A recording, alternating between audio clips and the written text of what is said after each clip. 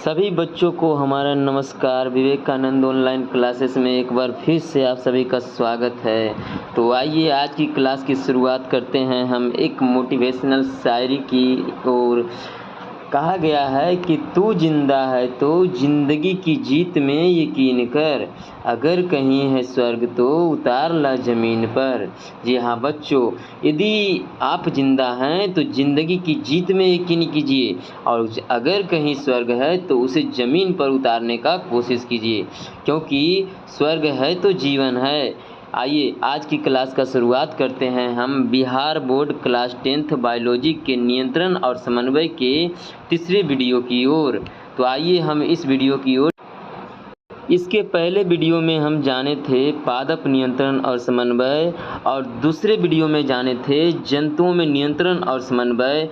जंतुओं में नियंत्रण और समन्वय में मानव मस्तिष्क के बारे में दूसरे वीडियो में समझे थे। आज हम तीसरे वीडियो में समझेंगे मानव ग्लैंड के बारे में, मानव ग्रंथियां के बारे में, कि मानव ग्रंथियों द्वारा शरीर नियंत्रित कैसे होती है, जिसे कहते हैं मनुष्यों में रासायनिक नियंत्रण। जिसे कहा जाता है मनुष्यों में रासायनिक नियंत्रण एवं समन्वय, यानी कि मनुष्य से के हार्मोन से होने वाले शरीर को नियंत्रित करने वाले भाग को ही रासायनिक नियंत्रित कहा जाता है।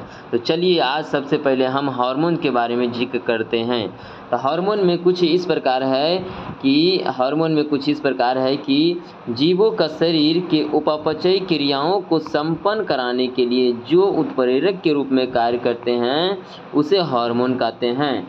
यानी कि जीवों के शरीर के उपापचयी क्रिया, यानी कि जीवों के शरीर में जो रासायनिक क्रियाएं होती है उस क्रियाओं को, वही घटना को संपन्न कराती है, उसमें कुछ उत्प्रेरक के रूप में कुछ रासायनिक यौगिकों की ज़रूरत होती है।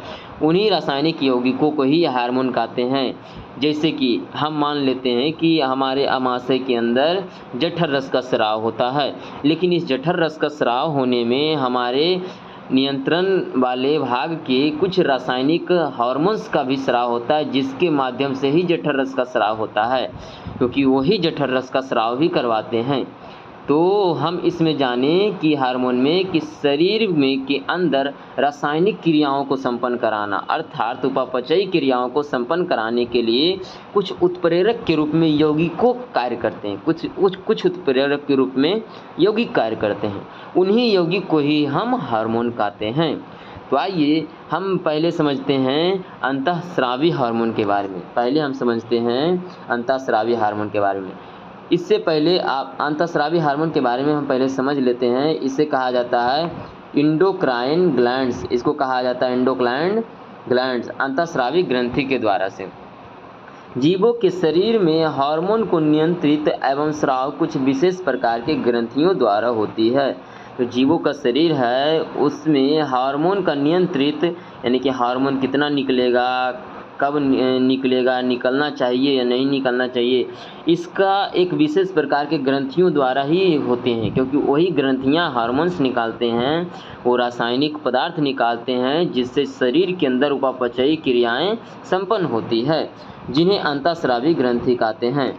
यानी कि उन्हीं अंगों को ही अंतःस्रावी ग्रंथि कहते हैं। तो आपसे एग्जाम में पूछा जाएगा कि हार्मोन किसे कहते हैं, तो आप शायद इसको जवाब दे पाइएगा। और ये भी पूछा जा सकता है कि अंतःस्रावी ग्रंथि क्या है, तो आप इसको भी जवाब दे पाइएगा।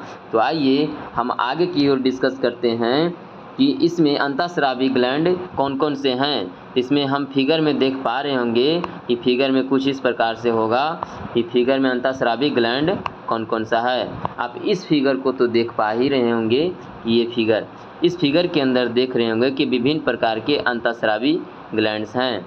जैसे कि हमारे हो गए हाइपोथैलेमस से निकलने वाले कुछ स्राव, पिनियल ग्लैंड, जिसको फिर Piyush gland, pineal gland, Piyush ग्रंथि, जिसको मास्टर ग्रंथि के भी नाम से जाना जाता है, थायराइड ग्रंथि, पैराथायराइड ग्रंथि, अग्न्याशय ग्रंथि, फिर अधिवृक्क ग्रंथि, जिसको एड्रिनल ग्रंथ के नाम से, ग्लैंड के नाम से जाना जाता है, फिर अंडाशय ग्रंथि, वृषण ग्रंथि। इस प्रकार से ग्रंथियां हमारे शरीर में है। इन सभी ग्रंथियों के बारे में हम डिस्कस करेंगे।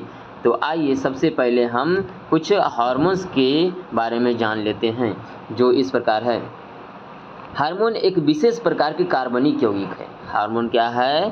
कार्बनिक यौगिकों से बना एक रासायनिक यौगिक है जो बहुत कम मात्रा में अंतःस्रावी ग्रंथि द्वारा स्रावित होती है। यानी कि बहुत कम मात्रा में जो हमारे ग्रंथियों द्वारा निकलते हैं, हमारे ग्रंथियों द्वारा जो निकलते हैं बहुत कम मात्रा में निकलते हैं, अधिक मात्रा में ये नहीं निकलते हैं। इनकी बहुत थोड़ी मात्रा ही विभिन्न प्रकार के शारीरिक क्रियात्मक कार्यों को नियंत्रित करने के लिए पर्याप्त है। इनकी थोड़ी सी ही मात्रा ही शरीर के सारी गतिविधि को करने के लिए ही पर्याप्त है। आप इसको समझ गए होंगे। तो आगे हम बढ़ते हैं कि इस प्रकार कि मनुष्य के शरीर में पाए जाने वाले अंतःस्रावी ग्रंथि कई प्रकार के होते हैं। अंतःस्रावी ग्रंथि कई प्रकार के होते हैं। जैसे 1 नंबर में जानेंगे पिट्यूटरी ग्रंथि, फिर 2 नंबर में थायराइड ग्रंथि, फिर 3 नंबर में पैराथायराइड ग्रंथि, 4 नंबर में एड्रिनल ग्रंथि, 5 नंबर में अग्न्याशय की लैंगरहैंस द्वीपिका ग्रंथि, यानी कि ये सब ग्रंथियां हैं। फिर जनन ग्रंथि में आ जाएंगे अंडाशय और वृषण, इसके अंतर्गत हम समझेंगे। तो आइए हम प्रयास करते हैं। तो आगे हम अभी समझते हैं पहला पिट्यूटरी ग्लैंड, पिट्यूटरी ग्रंथि जो हमारे मस्तिष्क में पाए जाते हैं। आप इसको पहले फिगर के बारे में देख सकते हैं। पिट्यूटरी ग्लैंड के बारे में आपको बता दें कि ये पिट्यूटरी ग्लैंड है। जैसे कि आप इसको आप देख पा रहे होंगे, इसको आप देख पा रहे होंगे। ये पिट्यूटरी ग्लैंड है जिसमें 2 पिंडक के रूप में पाए जाते हैं, एक अग्रपिंडक, एक पश्चपिंडक, 2 पिंडक के रूप में पाए जाते हैं। ये हमारे मस्तिष्क के हाइपोथैलेमस से निकलते हैं। ये हमारे मस्तिष्क के कहाँ से निकलते हैं? जल्दी जवाब दीजिए। हाइपोथैलेमस से निकलते हैं। कहाँ से निकलते हैं? हाइपोथैलेमस के निकलते हैं। इसी पिट्यूटरी ग्रंथि को ही हम मास्टर ग्रंथि या पीयूष ग्रंथि के नाम से जानते हैं। इसी पिट्यूटरी ग्रंथि को हम मास्टर ग्रंथि या पीयूष ग्रंथि के नाम से जानते हैं। फिर आगे इसमें जानने को ये है कि पिट्यूटरी ग्लैंड में इसको जानने का है कि यह कपाल की स्फेनॉइड हड्डी में एक गड्ढे में स्थित होती है। किस हड्डी में होती है? स्फेनॉइड हड्डी में एक गड्ढे में स्थित होती है, यानी कि इस हड्डी के गड्ढे में ये स्थित होती है। यह मस्तिष्क के अर्धतरल के मध्य में एक बिंदु द्वारा संवृत रहती है। यह मस्तिष्क के अर्धतरल वाले भाग मस्तिष्क में जो पाए जाते हैं उसको कहा जाता है ना सेरिब्रो स्पाइनल लिक्विड, जो पिछले वीडियो में हम बताए थे। वही उसी में ये क्या रहते हैं? ये संवृत रहते हैं। क्या रहते हैं? उसी में ये पाए जाते हैं। यह कई अन्य महत्वपूर्ण अंतःस्रावी ग्रंथियों का भी नियंत्रित करते हैं। ये कई अंतःस्रावी ग्रंथियों को भी नियंत्रित करते हैं, यानी कि इससे निकलने वाला जो हार्मोन्स है, इससे जो हार्मोन्स निकलेंगे, इस हार्मोन के द्वारा हमारे शरीर में पाए जाने वाले विभिन्न ग्रंथियों को भी नियंत्रित किया जाएगा। यानी कि ये सभी ग्रंथियों का मालिक है। आप इसको ये कह सकते हैं कि ये सभी ग्रंथियों का मालिक है, यानी कि सभी ग्रंथियों का पिता भी कहा जा सकता है, क्योंकि ये सभी ग्रंथियों को भी नियंत्रित करने का काम करती है। आप समझ गए होंगे। इसीलिए इसे मास्टर ग्रंथि भी कहा जाता है। इसे पीयूष ग्रंथि के नाम से भी जाना जाता है। आप इसको समझ गए होंगे। अब इसके बारे में समझते हैं कि ये जो है पीयूष ग्रंथि, ये जैसे कौन कौन के रूप में है। तो अब इसके बारे में थोड़ा डिस्कस कर लेते हैं, ये कौन कौन के रूप में है।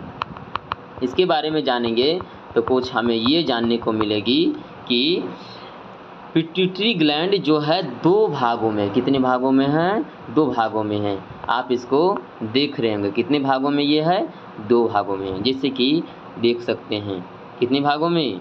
2 भागों में पिट्यूटरी ग्लैंड है। फिर पहला भाग है जो कहलाती है अग्रपिंडक, दूसरा पश्चपिंडक।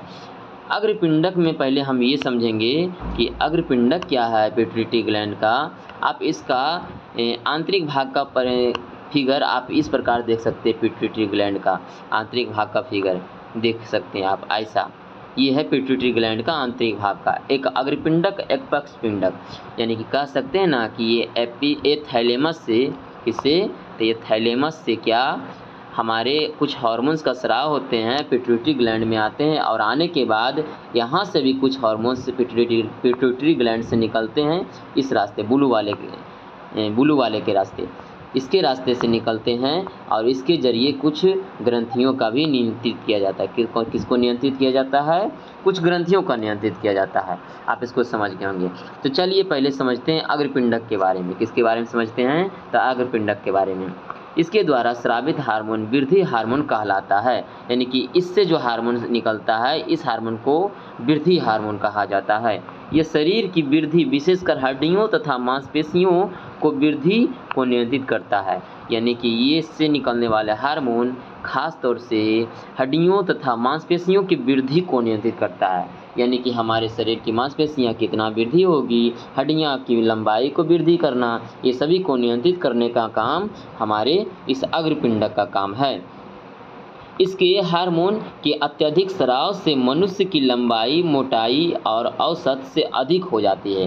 हाँ, समझ गए होंगे ना कि जब ये हार्मोन ज़्यादा निकलने लगते हैं तो वो मनुष्य की लंबाई बहुत अधिक बढ़ जाती है और कोई मनुष्य तो अत्यधिक मोटा हो जाता है, अत्यधिक मोटा भी हो जाती है, अत्यधिक मोटा हो जाते हैं, जिससे हड्डियां भारी हो जाती है और मोटी हो जाती है, जिसे विरहितता या जायगोटिज्म कहते हैं। ये इससे एक रोग होती है। इस रोग का नाम क्या है? विरहितता या जायगोटिज्म रोग है, जिसको कहा जाता है पिट्यूटरी ग्लैंड से निकलने वाला अत्यधिक हार्मोन के स्राव से कौन सा रोग होती है? तो विरहितता या जायगोटिज्म रोग होती है।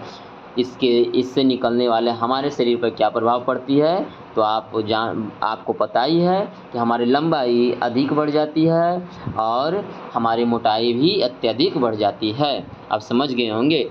यह हार्मोन नर में शुक्राणु तथा मादा में अंडाणु बनाने की क्रिया को नियंत्रित करते हैं। हाँ, या अब आप समझ गए होंगे कि नर में शुक्राणु बनाना और मादा में अंडाणु बनाने की क्रिया को नियंत्रित करने का काम कौन करते हैं? तो इसी पिट्यूटरी ग्लैंड से निकलने वाले हार्मोन। यह हार्मोन मादा के स्तनों के दुग्ध स्राव को उत्तेजित करते हैं, यानी कि मादा के स्तनों से जो दुग्ध का जो स्राव होते हैं उसका उत्तेजना देना इसी पिट्यूटरी ग्लैंड का ही काम है। इसी पिट्यूटरी ग्लैंड से निकलने वाले हार्मोन्स का काम है, वही ये काम करते हैं। आप समझ गए होंगे अग्रपिंडक के बारे में। तो अब चलते हैं पश्चपिंडक के बारे में। पश्चपिंडक में ये कहा गया है कि इसके द्वारा स्रावित हार्मोन शरीर में जल संतुलन को बनाए रखने में सहायक होती है। हाँ, समझ गए होंगे कि पश्चपिंडक से जो हार्मोन निकलती है उससे क्या होते हैं? शरीर में जो जल का संतुलन बनाए रखना है उससे क्या बनाए रखने में सहायक होती है तथा मादा में बच्चे के जनन में सहायक होती है यानी कि फीमेल में बच्चे के जनन में भी ये सहायक होती है। आप समझ गए होंगे। तो आइए अगला ग्रंथि पर हम चलते हैं, थायराइड ग्रंथि पर।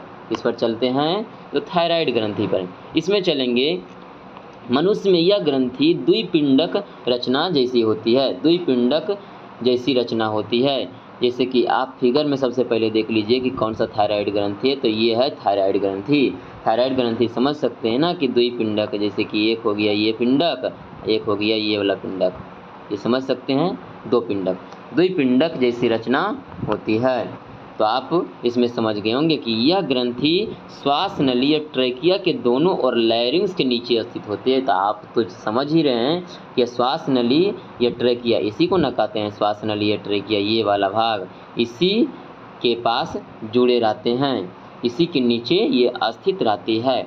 इस ग्रंथि के दोनों पिंडक इस्थमस के द्वारा एक दूसरे से जुड़े रहते हैं। ये किसके द्वारा जुड़े रहते हैं? तो इस्थमस के द्वारा। आप इसको समझ सकते हैं कि ये बीच वाले भाग है, इसी को कहा जाता है इस्थमस। किसको कहा जाता है? इसी को इस्थमस कहा जाता है, इसी के द्वारा जुड़े होते हैं। फिर आगे, इस ग्रंथि में थायरॉक्सिन नामक हार्मोन निकलती है। बताइए कि थायराइड ग्रंथि से कौन सा हार्मोन निकलती है? तो थायरॉक्सिन हार्मोन। कौन सा हार्मोन निकलती है? तो थायरॉक्सिन हार्मोन।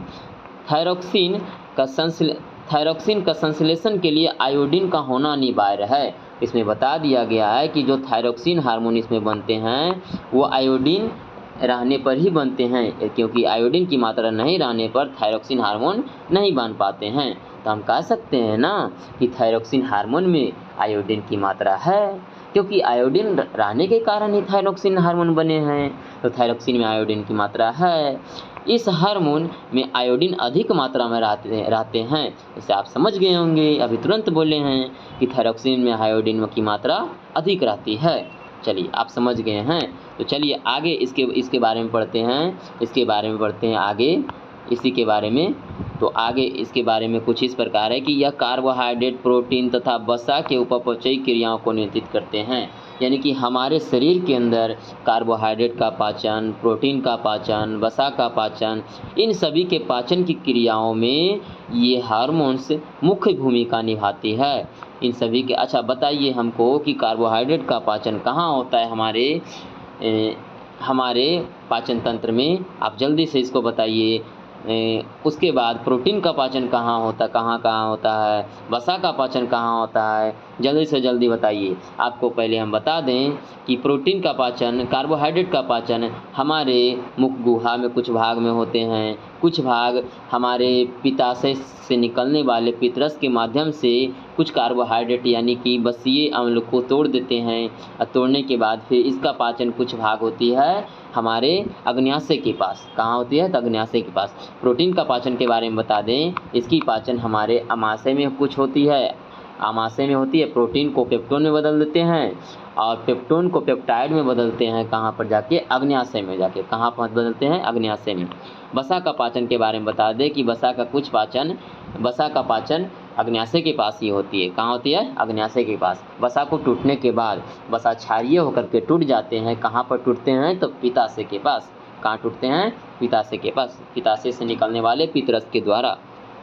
आप इसको समझ गए होंगे। तो आइए, आयोडीन की कमी होने के कारण थायराइड ग्रंथि में बनने वाला हार्मोन थायरॉक्सिन कम बनता है। तो आपको पता होगा कि ये थायरॉक्सिन हार्मोन इसमें जो निर्माण होते हैं आयोडीन से ही निर्माण होते हैं।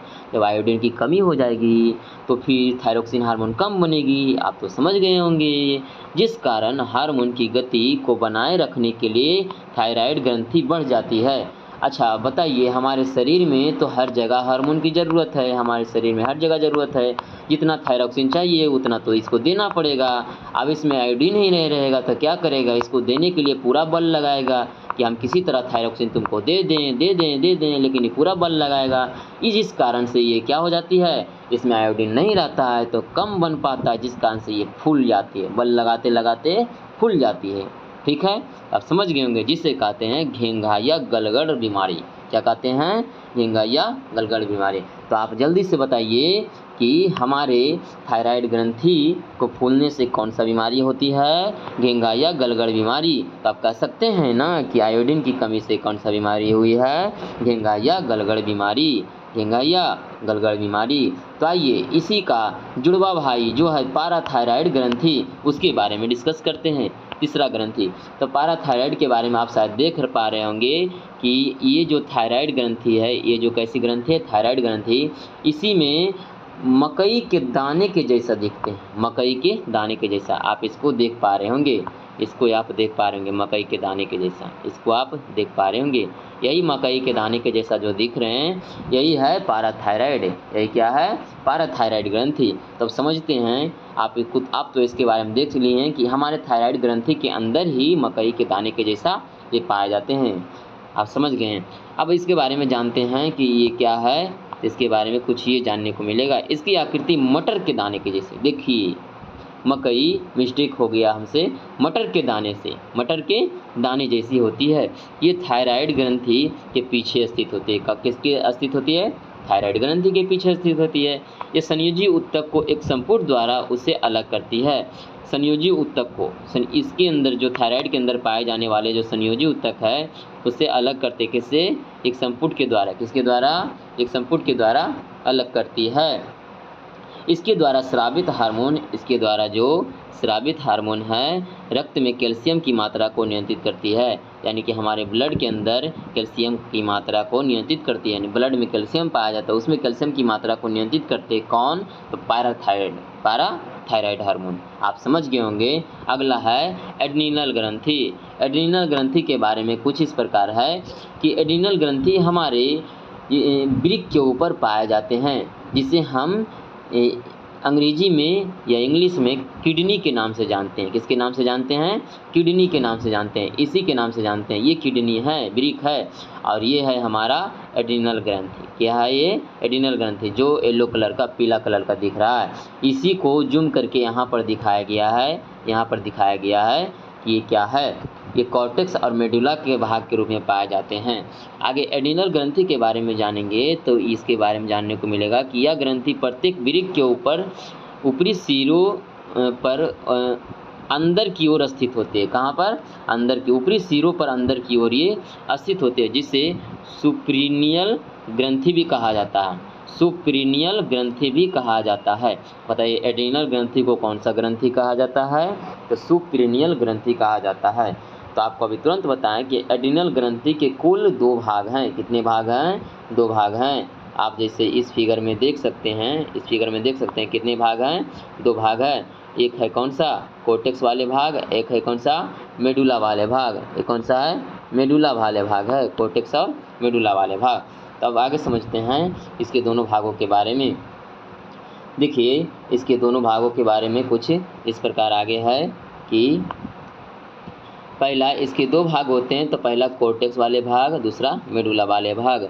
ये दोनों भाग कार्यात्मक रूप से तथा उत्पत्ति में भी एक दूसरे से भिन्न होते हैं। दोनों भाग क्या होते हैं?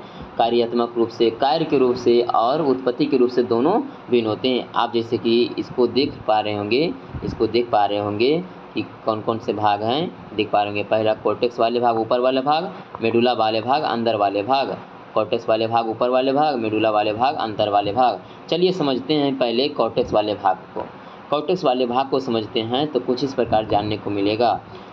इसके बारे में जानेंगे कि कॉर्टेक्स के द्वारा स्रावित हार्मोन ग्लूकोकॉर्टिकॉइड्स हार्मोन, इसके द्वारा स्रावित हार्मोन होते हैं, जिससे कहा जाता है glucocorticoids hormone. Corticoids hormone, glucocorticoids hormone इसके द्वारा स्रावित होते हैं। भोजन उपापचयी में इनका महत्वपूर्ण भूमिका है, यानी कि भोजन को पचाने में भी ये महत्वपूर्ण भूमिका निभाती है।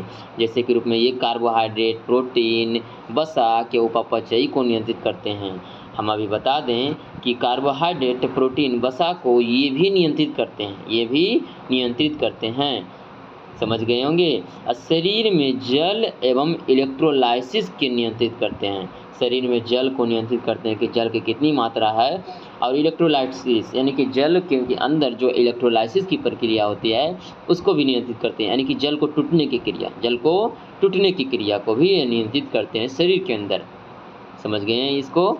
फिर आगे मिनरलोकॉर्टिकॉइड्स हार्मोन, दूसरा है मिनरलोकॉर्टिकॉइड्स हार्मोन। इनका मुख्य कार्य नालिकाओं द्वारा लवण के पुनः अवशोषण के द्वारा होती है। इनका मुख्य कार्य नालिकाओं के द्वारा, किसके द्वारा? नालिकाओं के द्वारा पुनः अवशोषण के शरीर के द्वारा लवणों की मात्रा को नियंत्रित करना या शरीर में जल संतुलन को नियंत्रित करना। यानी कि नालिकाओं बोला है, जिससे कि आप समझ सकते हैं कि रक्त वाहिनियाँ जिसको हम कहते हैं सीरा और धमनी, इसी के अंदर क्या करते हैं? लवण का पुनः अवशोषण, या फिर रक्त नालिकाओं, इसको ये भी बोल सकते हैं कि हमारे किडनी के अंदर जो पाए जाते हैं नेफ्रॉन, वही रक्त नालिकाओं के रूप में भी है, वो नेफ्रॉन भी है। तो वही नेफ्रॉन के अंदर लवण का अवशोषण एवं शरीर में अन्य लवणों की मात्रा को नियंत्रित करना। शरीर के अंदर जहाँ भी लवण की मात्रा को नियंत्रित करना है, लवण अर्थात साल्ट, नमक, इसकी मात्रा को नियंत्रित करना है, एवं जल के संतुलन को भी नियंत्रित करते हैं। कौन? Mineralocorticoids hormone. तो आप बता दीजिए हमें कि कॉर्टेक्स से स्रावित होने वाला कितने हार्मोन है? तो 2 हार्मोन। कौन कौन है? ग्लूकोकॉर्टिकॉइड्स हार्मोन, दूसरा है मिनरलोकॉर्टिकॉइड्स हार्मोन। आप समझ गए होंगे। फिर आगे अगला है समझने को लिंग हार्मोन। कैसा है? लिंग हार्मोन। तो इसमें समझते हैं कि लिंग हार्मोन ये क्या है। लिंग हार्मोन के बारे में आपको बता दें कि ये हार्मोन पेशियों तथा हड्डियों के परिवर्धन बाह्यलिंगों वालों के आने का प्रतिमान एवं यौन आचरण का नियंत्रण करना है।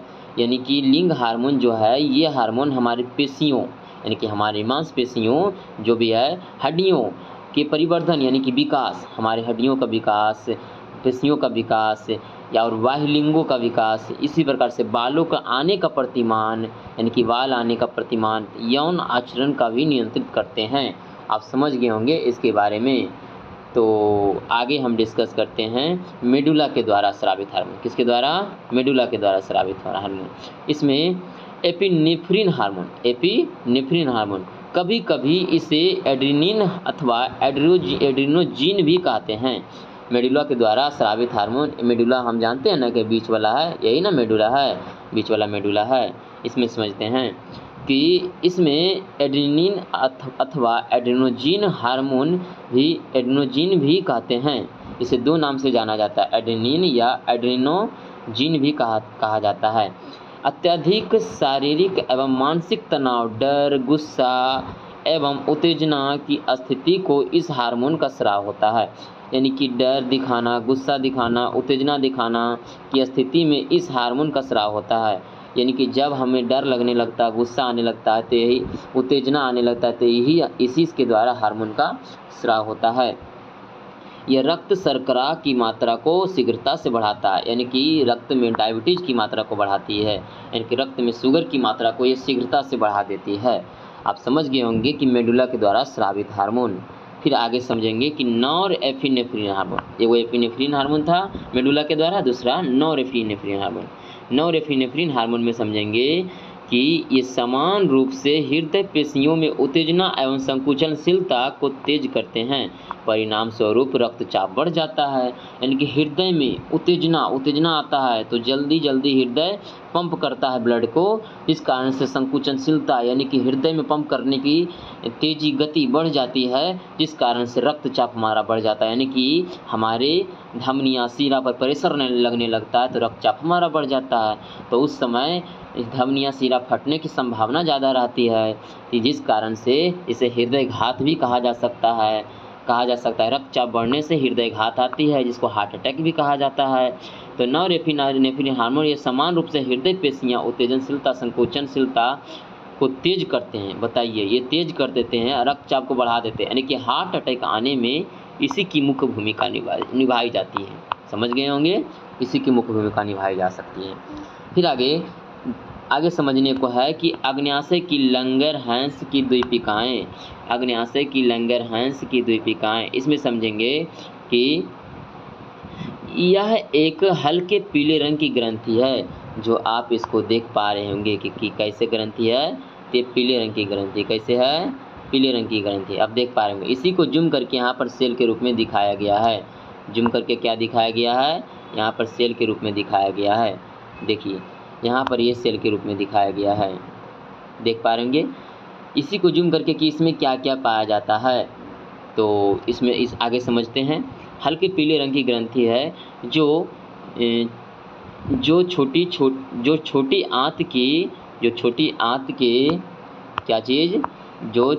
आंत के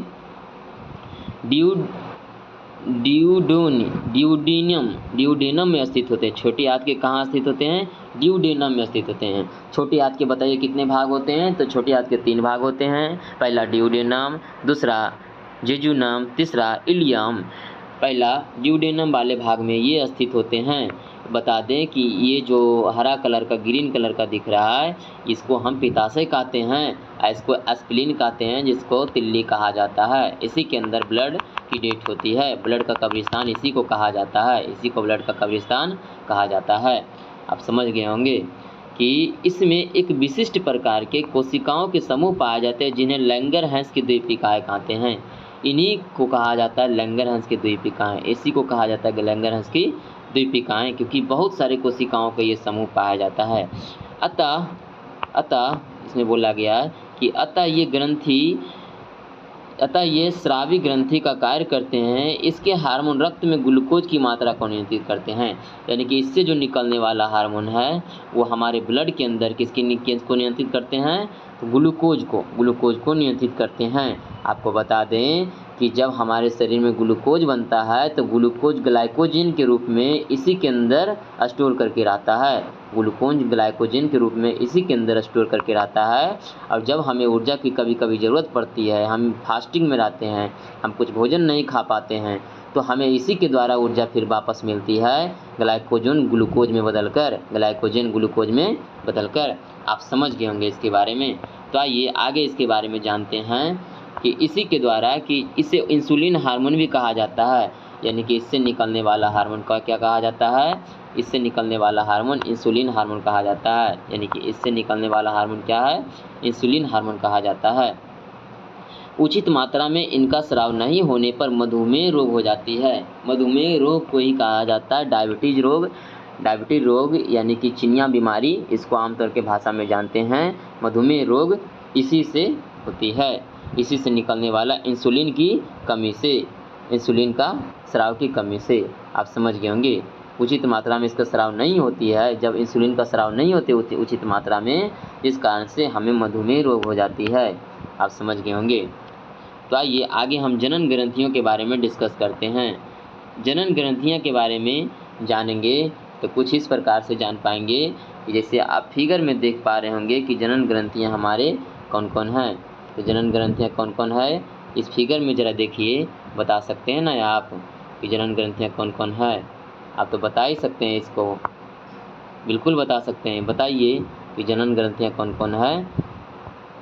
देखिए ये है हमारे जनन ग्रंथियाँ, ये मादा जनन ग्रंथियाँ और ये है नर जनन ग्रंथियाँ। ये क्या है, नर जनन ग्रंथियाँ। तो पहले मादा जनन ग्रंथियाँ ये दो प्रकार के होते हैं। अभी तुरंत फिगर में बताएं कितने प्रकार के होते हैं, दो प्रकार के होते हैं। यह दो प्रकार के होते हैं, मादा में अंडाशय जनन ग्रंथियाँ और नर में वृषण जनन ग्रंथियाँ। आपको बता दें कि मादा में अंडाशय जनन ग्रंथियाँ ये है, यानी कि मादा में 2 अंडाशय जनन ग्रंथियाँ और नर में 2 वृषण जनन ग्रंथियाँ। नर में कितने वृषण जनन ग्रंथियाँ, 2 हैं। इसमें भी कितने हैं, 2 है। आप इसको समझ गए होंगे। पहले हम समझते हैं अंडाशय के बारे में, मादा के बारे में। तो अंडाशय के बारे में जानेंगे कि इसके द्वारा कई हार्मोन स्राव होता है। इसके द्वारा जो स्राव होते हैं, जो कई प्रकार के हार्मोन कहाँ स्राव होते हैं, तो इधर की ओर। इसको कहा जाता है फैलोपियन ट्यूब। क्या कहा जाता है, फैलोपियन ट्यूब। इसे क्या कहा जाता है, फैलोपियन ट्यूब। क्या कहा जाता है, फैलोपियन ट्यूब। आप इसको समझ सकते होंगे, फैलोपियन ट्यूब इसको कहा जाता है, फैलोपियन ट्यूब। ठीक है, हाँ। तो इस फैलोपियन ट्यूब में ही मादा के द्वारा किसका स्राव होती है, तो हार्मोन्स का स्राव होती है। किसकी स्राव, हार्मोन्स का स्राव होती है। बालिकाओं में या शरीर में यौनावस्था में होने वाला सभी परिवर्तन का इन हार्मोन के कारण ही होती है। यानी कि बालिकाओं में यौना अवस्था में, यानी कि किशोरा अवस्था में जो सारे परिवर्तन होते हैं, इन्हीं हार्मोन्स के द्वारा होती है। यानी कि अंडाशय से निकलने वाले सभी हार्मोन्स के द्वारा ही सारे शारीरिक परिवर्तन देखने को मिलता है बालिकाओं में। अंडाशय में यह स्रावित प्रमुख हार्मोन्स एस्ट्रोजन और प्रोजेस्टेरोन हैं। अंडाशय से 2 प्रकार के प्रमुख हार्मोन कौन कौन से हैं, estrogen and progesterone. Estrogen and progesterone है, ये 2 प्रकार के होते हैं। ये दोनों हार्मोन मासिक धर्म चक्र के लिए महत्वपूर्ण है। ये दोनों हार्मोन किसके लिए है, कि मासिक धर्म चक्र के लिए महत्वपूर्ण है। इसको हम इंग्लिश में मेंस्ट्रुएशन साइकिल भी कहते हैं। फिर आगे इसमें समझेंगे नर जनन अंग के बारे में, नर जनन ग्रंथियां के बारे में। तो नर जनन ग्रंथियां में समझेंगे वृषण के बारे में। जो अभी हम फिगर में आपको दिखाए हैं, ये वृषण है। क्या है, वृषण है। इसमें हम दिखाएं, वृषण में हमें ये जानना है, इसके द्वारा स्रावित हार्मोन को एंड्रोजेंस कहलाते हैं। क्या कहलाते हैं, एंड्रोजेंस कहलाते हैं। यानी कि वृषण के द्वारा जो हार्मोन्स निकलते हैं, क्या कहलाते हैं, एंड्रोजेंस कहलाते हैं। वो कहाँ निकलते हैं, हमारे इसमें निकलते हैं, शुक्रवाहिका में। किस में निकलते हैं, शुक्रवाहिका में निकलते हैं। किसमें, शुक्रवाहिका। आप देख सकते हैं कि इसको क्या कहा जाता है, शुक्रवाहिका कहा जाता है। इसमें निकलते हैं, समझे। इसी प्रकार से इसमें से इधर से निकल के आते हैं, शुक्रवाहिका में निकलते हैं। तो कह सकते हैं ना कि वृषण, इसके द्वारा स्रावित हार्मोन एंड्रोजेंस कहलाते हैं। सबसे प्रमुख एंड्रोजेंस हार्मोन टेस्टोस्टेरोन है। मानव के द्वारा स्रावित हार्मोन प्रमुख एंड्रोजेंस क्या है, टेस्टोस्टेरोन। क्या है, टेस्टोस्टेरोन है। यह हार्मोन पुरुषों के लैंगिक क्षमता लक्षणों के परिवर्धन को प्रेरित करता है। यानी कि ये लैंगिक लक्षणों, इनके जो लक्षण रहते हैं, उसका विकास में प्रेरित करता है। किसका विकास में प्रेरित करता है, तो आशा करते हैं कि आप इस वीडियो को पूरी अच्छी तरह से समझ गए होंगे और इसी तरह अगले टॉपिक का नए वीडियो देखने के लिए हमारे चैनल को सब्सक्राइब करें, लाइक करें और कोई यदि सवाल है तो कमेंट बॉक्स में धर के छाप दें, उस सवाल का सारा जवाब लेकर हम आएंगे। तो ये हमारा तीसरे वीडियो में वीडियो नंबर 1 में पादप नियंत्रण और समन्वय, दूसरे वीडियो में जंतुओं में नियंत्रण और समन्वय, तीसरे वीडियो में जंतुओं में रासायनिक नियंत्रण और समन्वय। तीनों वीडियो में हम रासायनिक नियंत्रण और समन्वय के बारे में डिस्कस कर लिए हैं। अब इस पर हम कुछ क्वेश्चन लेकर आएंगे, फिर अगला टॉपिक पर हम डिस्कस करेंगे जनन। क्या डिस्कस करेंगे कि जनन, जीवों में जनन पर डिस्कस करेंगे। उसमें भी समझेंगे विभिन्न टॉपिक के माध्यम से, जो थ्योरी बेस रहेगा। आईसी से सारा क्वेश्चन पूछा जाता है 10th में, बिहार बोर्ड एग्जामिनेशन 10th में पूछा जाता है। तो आशा करते हैं कि आप लोग इस वीडियो को बहुत पसंद किए होंगे और बहुत आपको समझ में आया होगा। तो आप जल्दी से जल्दी इसको सब्सक्राइब कीजिए, शेयर कीजिए और सभी को ताकि सभी लोग इस वीडियो को देख पाए और सभी लोग इस वीडियो का आनंद उठा पाए। चलिए, जय हिंद, धन्यवाद।